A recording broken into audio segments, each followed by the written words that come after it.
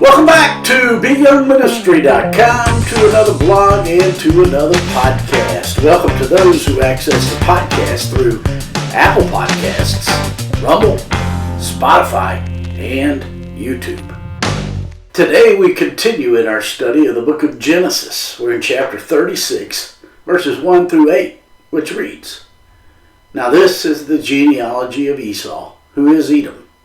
Esau took his wives from the daughters of Canaan, Adah, the daughter of Elon the Hittite, Aholibamah, the daughter of Anah, the daughter of Zibeon the Hivite, and Basemath, Ishmael's daughter, sister of Nebajoth.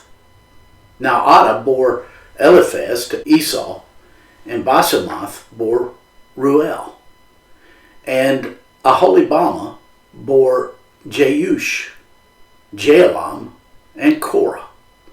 These were the sons of Esau, who were born to him in the land of Canaan.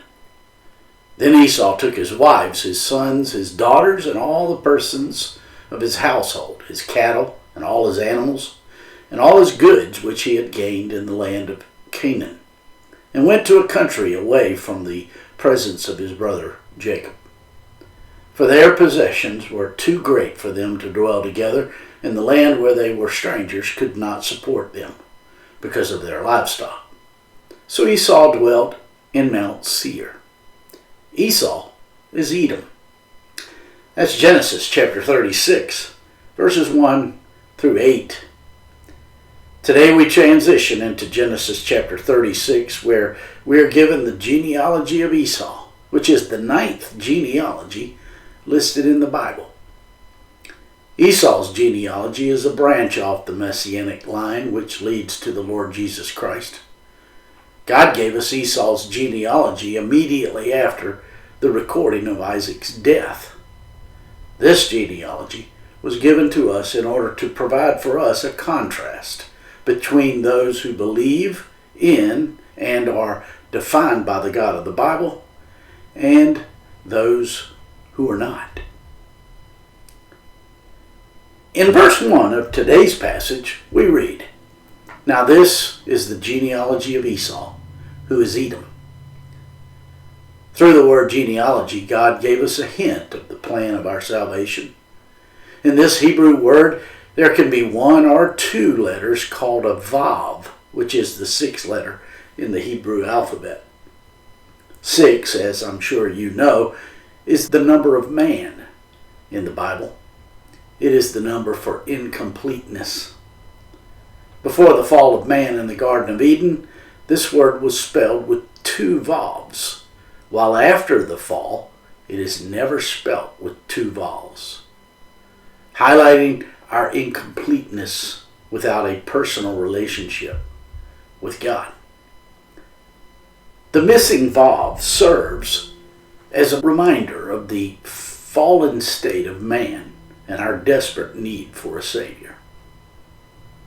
So before Moses moved on to pen the story of the next patriarch, Jacob's son Joseph, who would carry the line of the birth of the Messiah, he paused to recount the family of Esau. God included Esau's genealogy here to show us the utter failure of anyone who is trying to make it in this life apart from him. In verses 2 through 5 of today's passage, we read, "Esau took his wives from the daughters of Canaan, Adah, the daughter of Elon the Hittite, Aholibamah, the daughter of Anah, the daughter of Zibeon the Hivite, and Basemath, Ishmael's daughter, sister of Nebajoth. Now Adah bore Eliphaz to Esau, and Basemath bore Ruel, and Aholibamah bore Jeush, Jaalam, and Korah. These were the sons of Esau, who were born to him in the land of Canaan. Esau's first wife was named Adah, the same name as one of Lamech's wives, a descendant of Cain. Esau's second wife was named Aholibamah. Both Adah and Aholibamah were descendants of Canaan. the cursed grandson of Noah. Ada was a Hittite, and Aholibamah was a Hivite. The next wife of Esau listed here was Basemath. Esau married her because she was a daughter of Abraham's son Ishmael. His parents didn't like his first two wives, so Esau was hoping that by marrying Basemath, they would be happy with him. Didn't work. So, we are told that Esau had 3 wives, and the firstborn child to Esau's first wife, Ada, bore Eliphaz to Esau. Esau's third wife, Basemath, bore to him Ruel. In Exodus chapter 2, Moses' father-in-law had the same name. He was a Midianite. In every family, no matter how far we have drifted away from God, God can be discovered in our midst, calling us back to Him. This can be seen in the names of Esau's children born to Ada and Basemath. Eliphaz means God of strength, and Ruel means friend of God. Sadly, the more we reject the overtures of God, the harder our hearts become to Him and to the truth. To Aholibamah were born 3 sons. The first son was named Jeush, the second was Jaalam, and the third was Korah. Altogether 5 sons were born to Esau while he lived in Canaan. In the listing of these names, we are given the distinction between Esau and Jacob, the unbeliever and the believer. This chapter is a reminder of what it looks like to choose to not walk with the Lord. Esau's line eventually takes us to the Herods of the New Testament days. All of the Herods were descended from Esau, and although they were religious, they all were not believers in the God of the Bible. Choosing to not walk with God, and thus be defined by Him, results in being in opposition to God. In verses 6 through 8 of today's passage, we read, Then Esau took his wives, his sons, his daughters, and all the persons of his household, his cattle and all his animals, and all his goods which he had gained in the land of Canaan, and went to a country away from the presence of his brother Jacob. For their possessions were too great for them to dwell together, and the land where they were strangers could not support them because of their livestock. So Esau dwelt in Mount Seir. Esau is Edom. The name Esau is mentioned 25 times in this chapter, while the name Edom is mentioned 11. In 5 of those times, we are explicitly told Esau is Edom, or that Esau is the father of the Edomites. Once we understand that Esau and the Edomites are picturing Adam and his fallen children, and that they had moved out of Canaan, then we can more clearly see what is going on here. Esau, who is Edom, was in Canaan just as Adam was in Eden. Adam, the first fallen man, disobeyed God and was cast out of Eden.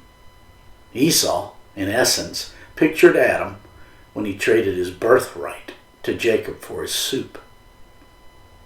In his disobedience to God, like Adam, Esau gained the awareness of knowing good from evil. The words Esau dwelt in Seir are reminiscent of Adam going out into the world of awareness of sin, and he went into the land of Seir, which means hairy. The names Esau and Seir are descriptive of our awareness of sin or of God. The one that we are most aware of is the one who defines us most. And Esau loved his sin more than he did God. Nothing in this chapter is arbitrary. The struggle which will continue between the people of Israel and the people of Edom is reflective of the spiritual struggle noted throughout the Bible. Either we are in Adam or we are in the Lord Jesus Christ, forgiven of our sin. By leaving Canaan, Esau cut himself off from any portion of blessing from God he might have otherwise received. His departure made it quite clear that he wasn't a part of God's chosen people. Esau left Canaan and went to Seir because at the end of the day, Esau wanted to live his life apart from God. And although Jacob, or any other believer in God, never proved to be perfect in our walk with God, we nonetheless are learning to be defined by God. My friends, I trust this blog and this podcast are helping you in your walk with the Lord. If I can be of further assistance to you, shoot me an email at BYoungMinistry@gmail.com. Hey, have a great day.